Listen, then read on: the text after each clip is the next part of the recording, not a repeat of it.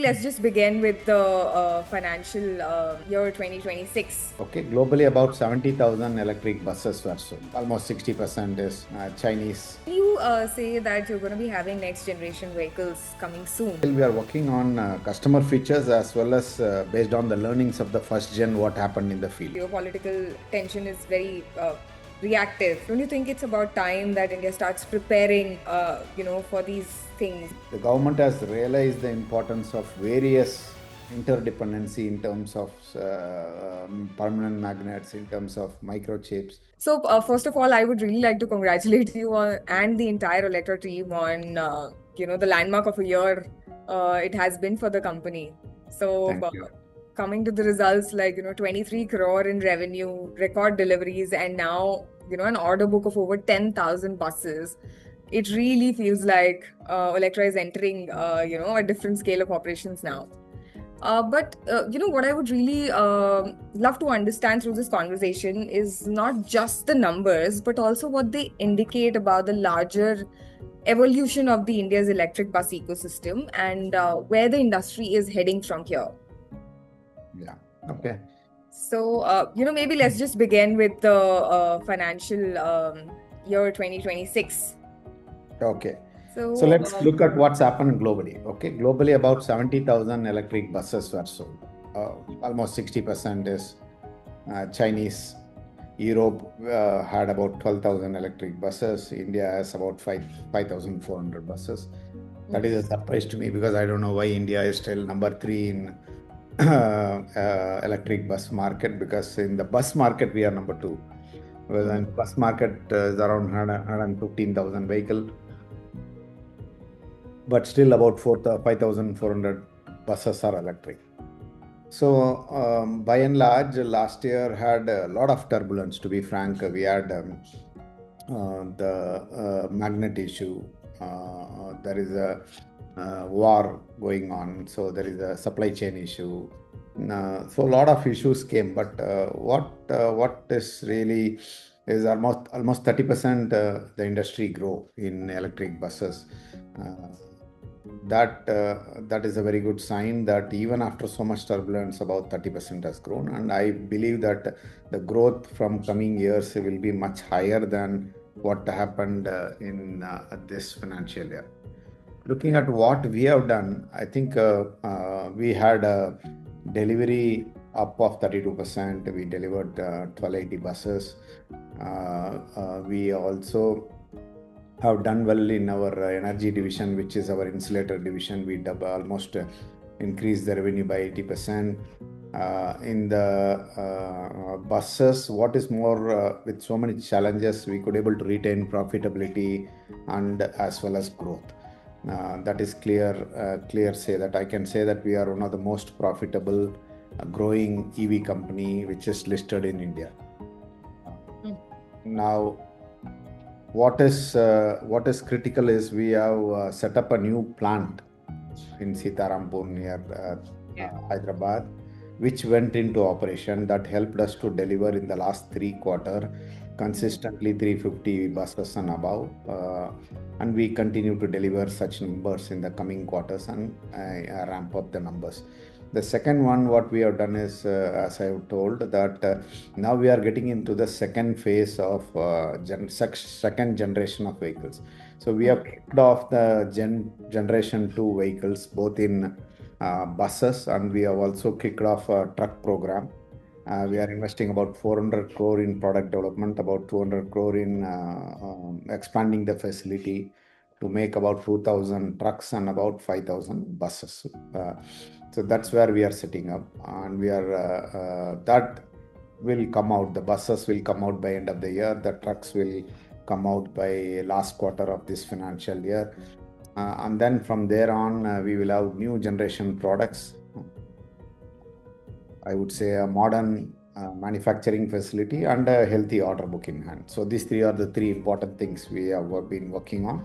I think with this we will get into truck segment as well. As you know, that bus business is mostly tender based, and we want to get into trucks, and we are working on clearly a multiple truck platform strategy where we will be most of the medium and heavy duty vehicles will be into electrification, and that's where we are working on. And that will come out and that will create a new growth for the next year. Okay, So amazing. this is by and large the summary, I would say. Yes. So when you say that you're going to be having next generation vehicles coming soon, what as we know that India is moving towards more of localization and developing their own tech and IP and everything, what sort of developments on these areas do we see in the next gen vehicles that Olectra is going to launch? So, in the next gen vehicle, we are working on customer features as well as based on the learnings of the first gen, what happened in the field. For example, we are investing on a CED coating, which is the paint facility first time for a bus structure in India, where it can give 15 years plus life cycle, because CED is the one which gives salt spray of more than 1200 to 1500 cycles. So that's what we are investing on. So that life is going to be a pretty long time, at least 15 years plus. That's what we are talking about, the structure durability.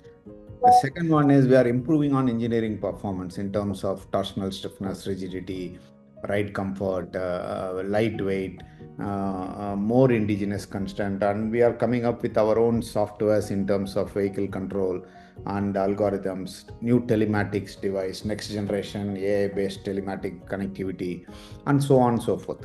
So if you look at every system, what we are doing, it is more efficient, lighter in weight, and cost effective or less in terms of cost, but high in terms of value.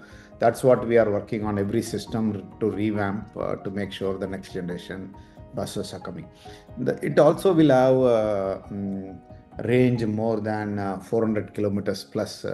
We are setting up batteries which will scale up to 500 kilowatt hour, from as low as, let's say, 120 kilowatt hour to 500 kilowatt hour. So we are doing a scalable and modular architecture in such a way that we will give to customers long range to a short range depending upon application, and those is done in a very modular manner. So that's what we are doing. Similarly, if you look at trucks, we have deployed about 100 trucks already in various within the group, in various mines, construction sites, and we have learned a lot during these applications. So now we are developing trucks in terms of load carrying capacity, applications, then battery size, power, everything aligned towards the application which we learned by this 100 trucks in the field. And similarly, there we will have capability to fast charge and flash charge. We will be able to charge at 500 kilowatt hour, 600 kilowatt hour. In fact, for the buses and trucks, we are looking at 1 gigawatt hour charging. Sorry, 1 megawatt hour charging.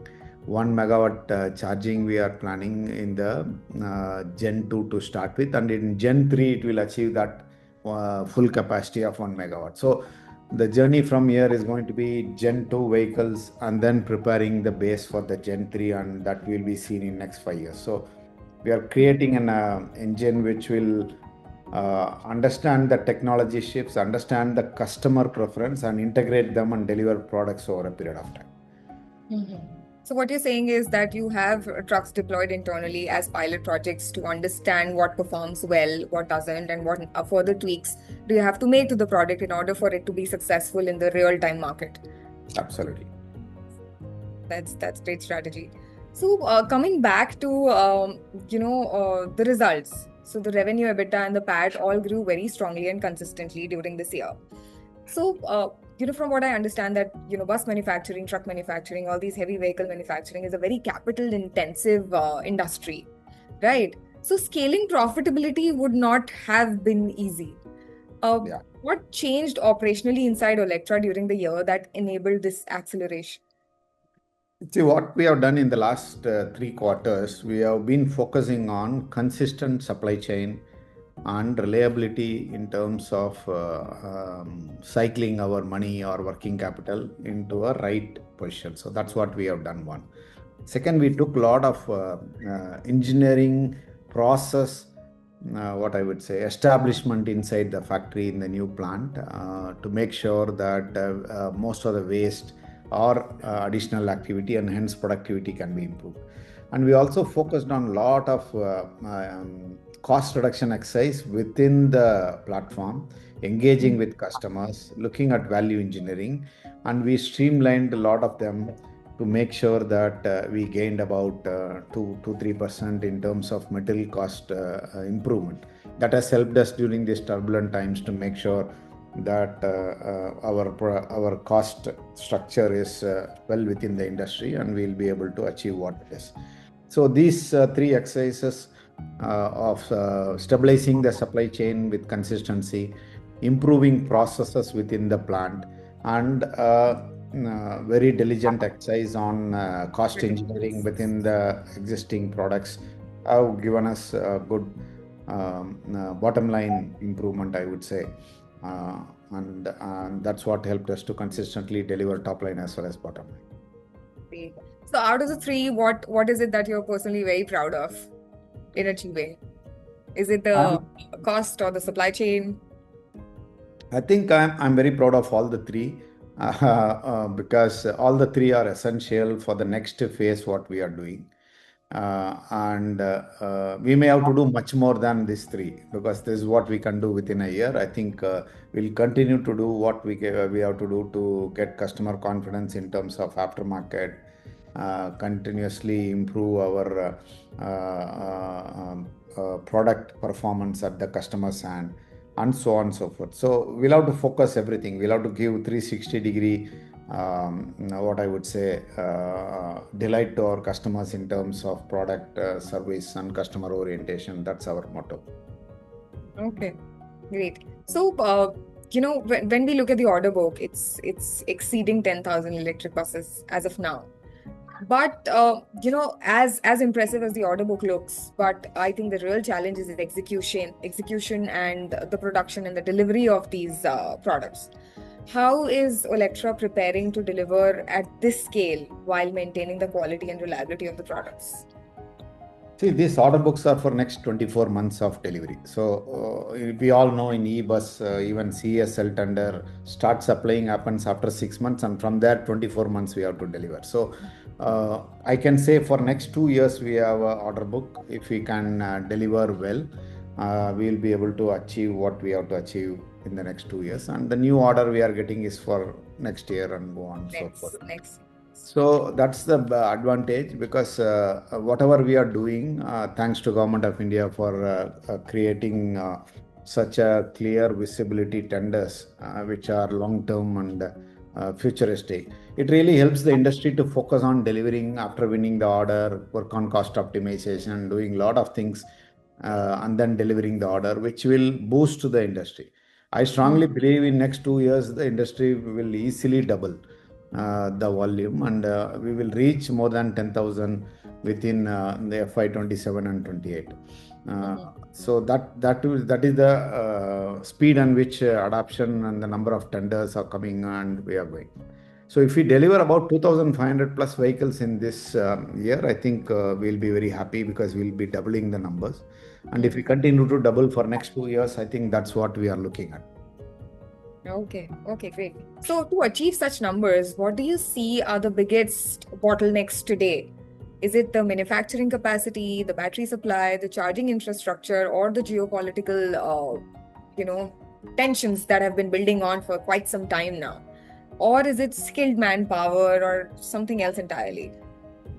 No, whatever you said, all of them, but the percentage of impact will be very high. If I want to today sit down and put that in that order, I would say the geopolitics and the what I would say the disruption in shipping supply line is going to be a big issue. There are two types of challenges which may derail this growth. One is the shipping availability and the cost of shipping, because many parts, cells, everything comes from neighboring country, and we need a stable shipping route for supply. Second is the crude oil and the related parts prices have gone so up and it's unpredictable. For example, even polymers, granules, plastics, many of them are not available in enough quantity for the industry to grow.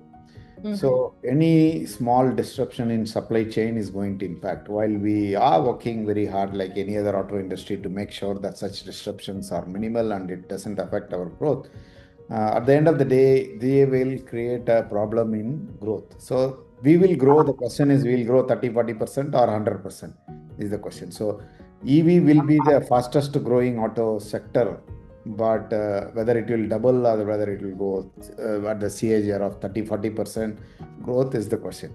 I strongly believe if there are no geopoliticals and supply chain challenges, industry will go above 50%. And if that continues for a longer period in this financial year, then we may have to restrict below growth of 50%. That will decide. And other factors you have said will play an important role, but we have a strategy in terms of charging infra, in terms of power availability, in terms of skill development. They are all can be managed by us, and it is within the country. And we can work with the government, we can work with industry partners, and we can work with academia and talent pool to get that out. Others can be managed, but the shipping and the challenges of crude supply availability will have some impact on the industry's growth rate. So if you're saying that if we rank them, the geopolitical tensions rank the most, which might, increase the volatility for everyone who's producing in this sector. But, I think, don't you think that India's reaction to all these geopolitical tension is very reactive, for that matter? Don't you think it's about time that India starts preparing, for these things? Or, the way we say energy independence is, what we should be looking at. And what do you think, in your opinion, should be done to achieve that? I'm sure it won't be possible very quickly, but at least we start preparing for it. See, I think what I see, the government has realized the importance of various interdependency in terms of permanent magnets, in terms of microchips, semiconductors, in terms of crude availability. This journey is going to be a 20-30 year journey. It's not going to, you can't do supply chain change. What happened in China happened from 2000 till 2025 or 1990s till 2020. It took a 30-year transition for China from 1990s to 2020s to move from where they are. And that's what India has to do now. Even if it takes, I think when we have the Vikshit Bharat in 100 years of our independence, I think we are in the right direction. If we start now, I think by 2047, we will be technology sufficient, and I would say the energy sufficient country, not dependent too much on geopolitics. But it's going to take a long time. It's not going to happen one. But what I'm happy is government is taking such steps now. And we'll have to now really don't lose that momentum for next 20-30 years to make that happen. It has to be a resilient journey. It's not going to be easy journey. There has to be a huge focus, not only by government. Government may think and give money, but we have to build the ecosystem of industry, consumers, the mindset that we have to use only Indian products or Atmanirbhar Bharat, and so on and so forth. Otherwise, it's not going to happen. See Korea, what happened? See Korea and other things. You may have FTA, but no Koreans will buy anything other than Korean products. So that's how it is. So that has to be built over a long period of time. There has to be more of a collaborative effort, right from top to toe, from Absolutely. the government and ending to the citizens. Yeah. Everyone has to understand that, this is where it has to be headed. Yeah. Coming back to the government and how government is promoting, electric vehicles. So earlier we saw the government passing tenders for electric buses for, let's say 250 to 500 buses. Right. Now we have tenders ranging to more than 1,000 buses, which kind of says that, the pilot phase has gone and, public transport and electric mobility has become mainstream. So the recent order for from the Telangana government of 1,085 buses is one of the largest electric bus contracts in the country. So beyond the financial value, what made this win strategically important for Olectra? See, I think one of the important benefit we have is we are in the state, so we'll be able to understand the application better and make profitability better, and hence the tender, whatever we are winning, is a profitable tender first. The Mm-hmm. second one is not only us, I think many of them are won during this tender for many numbers. It was around 10,900 electric buses, so it's a big tender. Uh, Now, government really is, if you look at both state government and central government, for city buses, now it is very clearly taken a step that there is no reason we need to have diesel buses at all, because the TCO and the new tendering mechanism has ensured that the per kilometer rate of an electric bus is lower than the diesel buses. And with new diesel price increase and the uncertainty what is happening, it is really for running any city bus or anything 250 kilometer range and below buses which are running in STUs or anything. It doesn't make any sense to run diesel unless we have some issue on supply or whatever. And hence, Mm-hmm. there is a huge opportunity for electric buses to adopt. Now, the question is, there are startups, there are a lot of people entering due to anxiety to like what happened in solar. They win tender at low price and then they struggle and fight. Now, we are a listed company. We are very clear. We will definitely support government's EV adoption, and we'll work on technology, Atmanirbhar Bharat, everything. But if you want to sustain the business for next 100 years, you are or 50 years, it's not going to be an one time what I would say Contract cracking, yeah. P investor game. So we Yeah. are in a long term basis. It Mm-hmm. should make unit economics for our customers, for us, and for the ecosystem.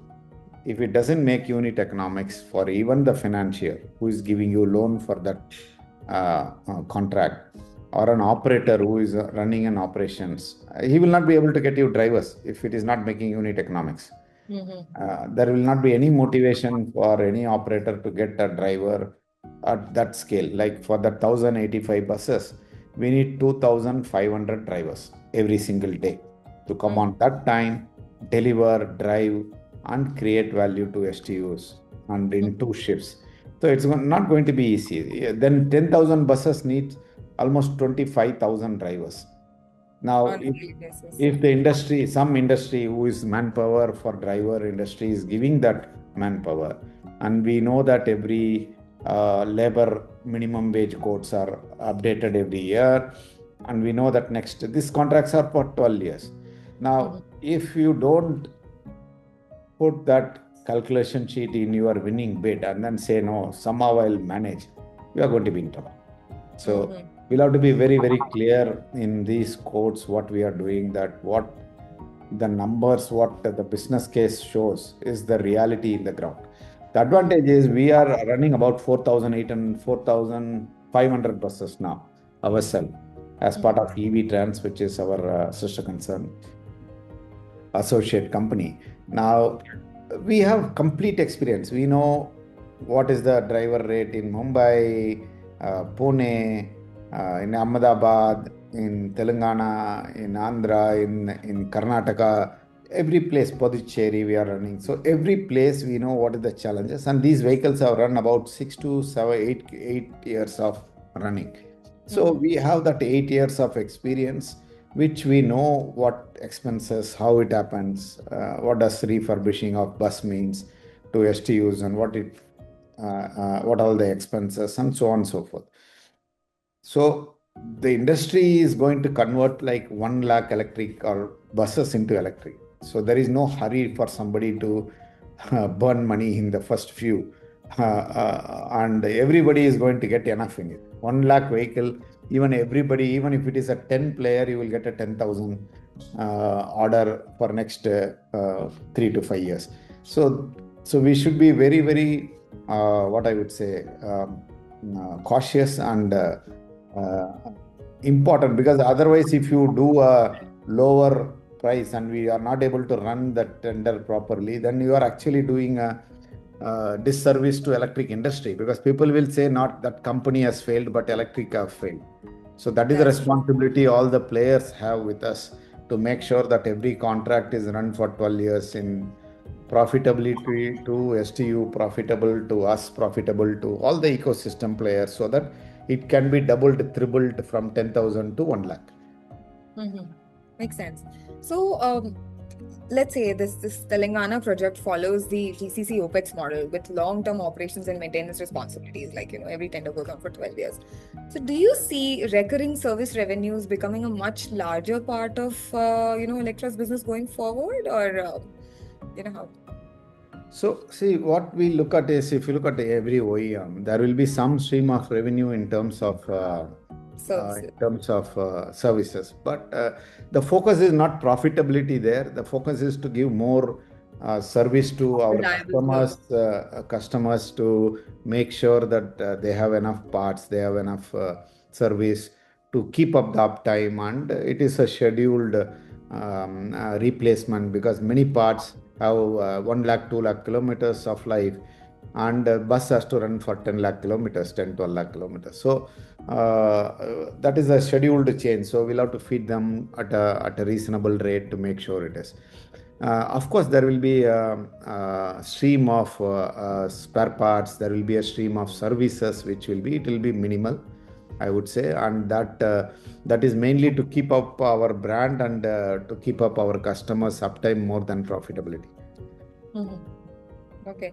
So when we speak about localization, how localized is Olectra's manufacturing ecosystem today?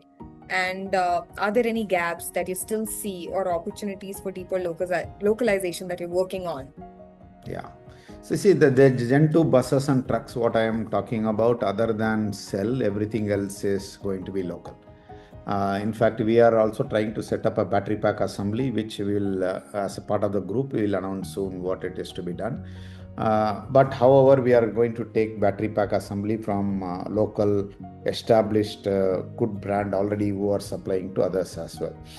Now, the question is what will happen to the cells? You know that well, ACC cell PLI has not given much good results on terms of ground due to changes in pricing strategy globally.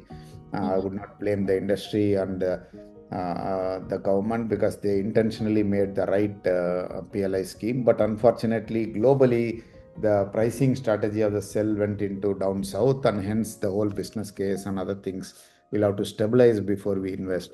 It took time. So I strongly believe in next 5 years, cell ecosystem will develop in India, and we'll be happy to take cell also in India. Okay. So you think that the hardest part to localize is the cell manufacturing as of now? Everything else? That is the most toughest part. But without that, I don't think India's CV story will complete and it can scale up. So And we'll be end very up in focused another on build-to-own geopolitics of, IP.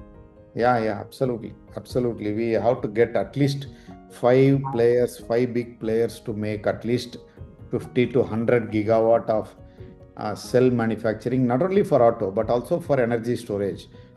We need it. So in next 5 years, if you don't get about 10 gigawatt to 50 gigawatt to 100 gigawatt, I think we'll be in trouble.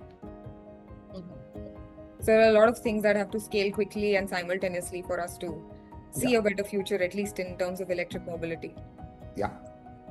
How many more? I thought we are done. 11. I have another. Divya, anything else more? Just a wrap-up question. Okay. So battery technology is evolving rapidly across charging speeds, chemistry, and energy density. How is Olectra preparing itself for these changes in the next generation shifts? So what's happening is, if you look at our next generation vehicles, we are trying to charge more than 1C, and hence we are looking at higher charging rate and quicker charging time for our customers. Now, our intention ultimately is to get to 20 minutes and 12 minutes of two charging pattern, to which is about 20 to 80%. That is our ultimate aim. I think in 2 rounds of generation, in Gen 3, we'll be able to achieve this, and that's where we are working on. These chemistries will change. but we have designed the software architecture in such a way that any battery packs you can plug in and integrate into our products quickly. Even if sodium ion batteries come, we'll be able to integrate in our vehicle in a quick manner. That's how modular and scalable we have prepared our Gen 2 architecture products, so that we'll be able to achieve that. I think so. We are well prepared to all these changes, and we'll be able to bring the latest technology to our customers. So when you mentioned that you would be, trying to source batteries from, local suppliers and manufacturers, there has been an aspect in Olectra's journey that has been particularly important. It's is a long-term, standing partnership with BYD. So how do you see that going forward? So we are also talking to BYD to set up a battery pack line for their battery blade battery cell. That discussion is going on. Hopefully, we will conclude it in a couple of months. And if you are able to conclude, we'll get the blade battery Manufacturers. packs locally made for our buses and our customers. That's amazing. That's amazing. Okay, so I think we have a hard stop. I've got pretty much of what I needed from this conversation. Thank you so much again for taking the time out, Okay. and looking forward to seeing you soon. Sure, Divya, all the best to you. You are doing great. Thank you. Thank you so much.